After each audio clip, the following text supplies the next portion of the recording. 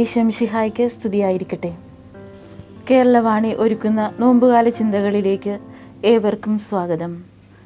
തപസ്സിൻ്റെ ഈ പുണ്യദിനങ്ങളിലൂടെ കടന്നു പോകുമ്പോൾ ഇന്ന് നാം ധ്യാന വിഷയമാക്കുന്നത് കഴുത എന്ന സൃഷ്ടിയെക്കുറിച്ചാണ്.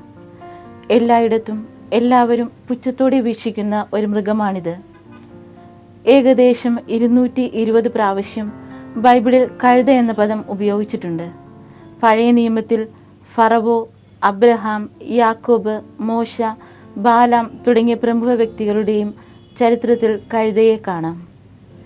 ദൈവപുത്രനായ യേശു തൻ്റെ മനുഷ്യാവതാരം മുതൽ ജെറുസലേം പ്രവേശനം വരെ തൻ്റെ യാത്രയ്ക്കായി പലപ്പോഴും തിരഞ്ഞെടുത്തത് കഴുതയെയാണ്. കഴുത സമാധാനത്തിൻ്റെയും വിനയത്തിൻ്റെയും പ്രതീകമാണ്. യേശുവിൻ്റെ രാജകീയ പ്രവേശന കവാടത്തിലേക്ക് കയറുവാനായിട്ട് ഉപയോഗിച്ച കഴുത എന്ന സൃഷ്ടി എല്ലാ ഭാരങ്ങളും ചുമക്കുവാനും വഹിക്കുവാനും കഴിവുള്ള മികവുറ്റ ജീവിയാണ്. കഴുത സമാധാനത്തിൻ്റെ പ്രതീകമാണ് എന്ന് തെളിയിക്കുന്നത് ഇപ്രകാരമാണ്.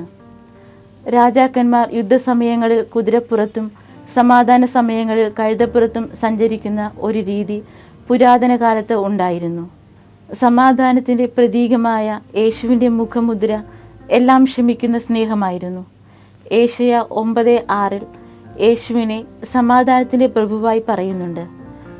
വിശുദ്ധ മത്തായി 21:5 പഴയ നിയമ പ്രവചനം പറയുന്നത് പോലെ സിയോൻ പുത്രിയോട് പറയുക, ഇതാ നിന്റെ രാജാവ് വിനയാന്വിതനായി കഴുതയുടെയും കഴുതക്കുട്ടിയുടെയും പുറത്ത് നിന്റെ അടുത്തേക്ക് വരുന്നു.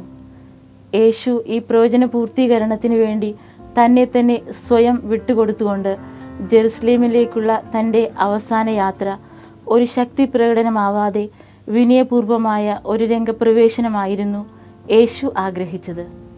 സർവശക്തിയുടെയും ഉടമയായ യേശു കഴുതപ്പുറത്ത് കയറി വന്നതോടെ തൻ്റെ വിനയവും താഴ്മയുമാണ് അവിടെ പ്രകടമാക്കിയത്. ഈ വിനയത്വവും താഴ്മയുമാണ് പിന്നീട് യേശുവിൻ്റെ ജീവിതത്തിൽ പെസഹ തിരുനാളിൽ ശിഷ്യന്മാരുടെ പാദങ്ങൾ കഴുകി തുടച്ചുകൊണ്ട് നമുക്ക് സ്നേഹത്തിൻ്റെ മാതൃക കാണിച്ചു തന്നു. യേശുവിൻ്റെ പീഡാസഹന മരണ ഉദ്ധാനത്തിലൂടെ നമ്മുടെയൊക്കെ പാപഭാരങ്ങൾ സ്വയം ചുമലിലേറ്റിക്കൊണ്ട് തൻ്റെ ദൈവികത്വം നമുക്ക് വെളിപ്പെടുത്തി തന്നു.